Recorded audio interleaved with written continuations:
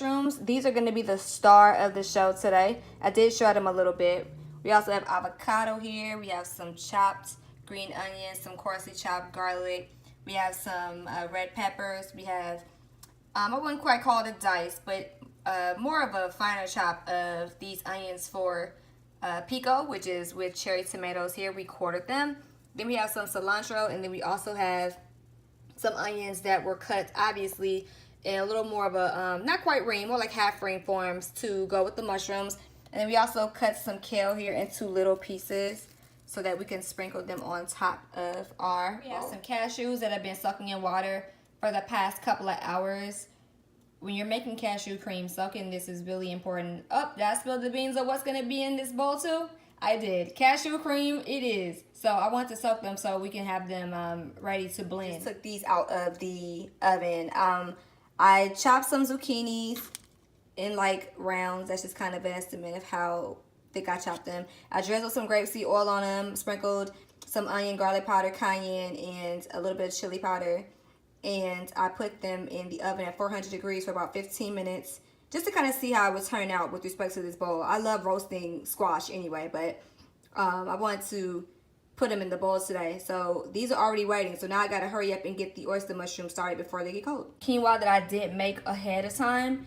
I think I've done how to make quinoa, herb quinoa, a couple of videos ago. But yeah, I went ahead and just made this so we can have the base and we don't have to worry about spending extra time heating up the quinoa, because honestly it takes longer to do the quinoa than it does anything else. So I have covered the bottom of the pan with grapeseed oil, not a lot, just enough to cover a little bit of the bottom, and I have this on medium heat. I did throw all of the garlic and a little bit of the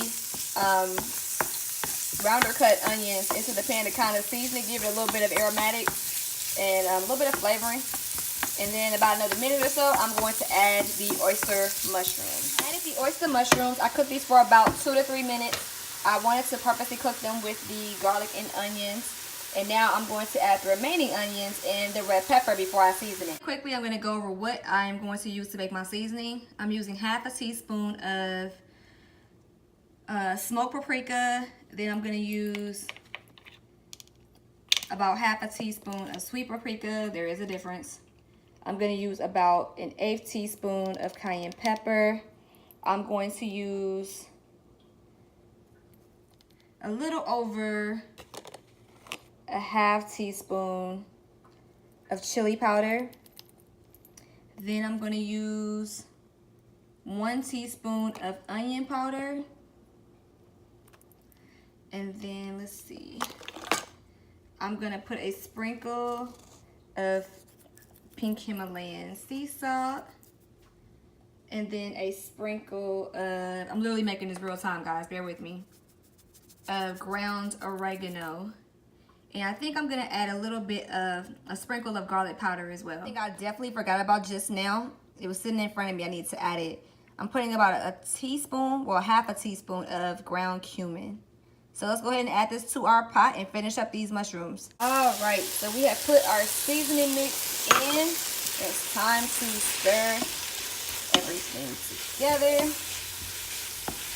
Now you can always season to taste on this to make sure that it fits what you're looking for with your flavor profile. So you stir it all together. We'll put a little water in just to break up some of this seasoning. And then we're almost done. Put about 2 or 3 tablespoons in. Like I said, so if you're going to add it, just make sure you add it 1 tablespoon of water at a time so you don't make your mix too watery. So now it's time to make the toppings and we're almost out of here. So now I've taken the tomatoes and most of the cilantro and half of the onions that you guys saw on my cutting board, and I mixed them together. I did throw a little bit of pink Himalayan sea salt. Now I'm about to squeeze some key limes into it.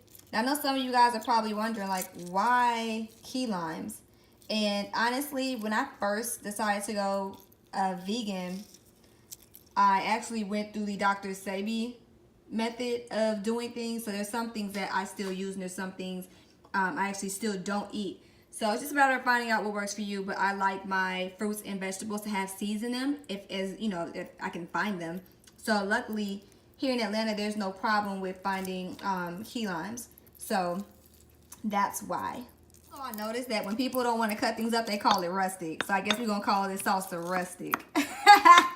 Just a little jokey joke that might be serious because I noticed most rough cuts are called rustic. You're wondering, like, what are you going to do with these 3 things? I'm going to use this to help make my my cashew cream. I'm going to do a avocado cashew cream. So I soaked my cashews for 2 hours. I'm about to throw them in a high-speed blender with about a half cup of water, half an avocado, some garlic, and some pink Himalayan sea salt, as well as maybe some onion powder. Yeah, we'll see how that goes. So I decided to put some green onions, some garlic, some cashews, half a cup of water, and some lime juice and some Himalayan pink sea salt. And we're gonna see how it turns out. The consistency of my cashew cream. I did put some sweet paprika, some pink salt, which does make a difference. I put in some garlic powder, some onion powder. I squeezed another key lime and a half worth of lime juice. And then I put in a little bit of nutritional yeast. I'm trying to work on getting away from nutritional yeast. But I did put a tiny bit in the taste, and that's where it really gets its cheesiness flavor from. So, but I just wanted to show you the consistency. I know you're probably wondering where the half the avocado went. It is in there. It's just that there's more cashews than avocados. As you can hear, our dogs are really excited about this too. Our bowl is done. We have quinoa as the base, as usual. We have some lime slices to squeeze, some green onions, our oyster mushroom mix, our roasted zucchini, our kale, some avocado, our pico, and our cashew cream with a little bit of ground cumin sprinkled on top. So, yeah, this is draft 1 of this recipe, and as time goes on, I'm going to tweak and take some things out, add some things. But this is draft 1. Let me know what you guys think, and if you try it, let me know how it works for you. Peace.